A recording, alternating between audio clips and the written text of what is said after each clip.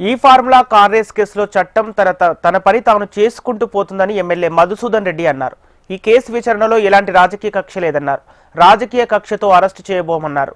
ఇప్పటికైనా కేసు విచారణకు governor అనుమానించారని governor Jishnu Dev వర్మకు కృతజ్ఞతలు తెలిపారు. కేటీఆర్ను కాపాడేందుకు బీజేపీ ప్రయత్నిస్తుందని, కానీ కేటీఆర్ శిక్షకు తప్పదన్నారు. ఏదైతే ఉందో ఆ కేసులో ఇన్వాల్వ్ అయిన నేరస్తులు ముగ్గురు, ఒకళ్ళు A1గా కేటీఆర్, A2 వచ్చేసి అరవింద్ కుమార్ గారు, అదేవిధంగా A3 ఇంకోసం X1.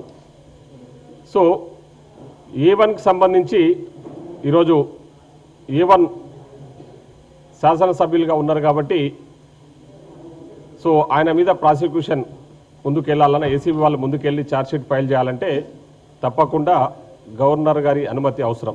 సో దానికి సంబంధించి ప్రభుత్వం చాలా రోజుల క్రితం గవర్నర్ గారి అనుమతి కోరుతూ ఏసీబీ వాళ్ళు గవర్నరు ఈయన A1 మీద ప్రాసిక్యూషన్కి అనుమతి ఇవ్వాలని చెప్పి గవర్నర్ గారిని కోరితే గవర్నర్ గారు ఈరోజు అనుమతి ఇచ్చారు. సో అందరు ఏమనుకుంటుంటే A1గా గవర్నర్ గారు అనుమతి ఇచ్చేసారు, ఈరోజు కేటీఆర్ గారిని అరెస్ట్ చేయొచ్చు, కేటీఆర్ గారి మీద ఛార్జ్షీట్ వేయచ్చు అనే ఆలోచన చేస్తున్నారు.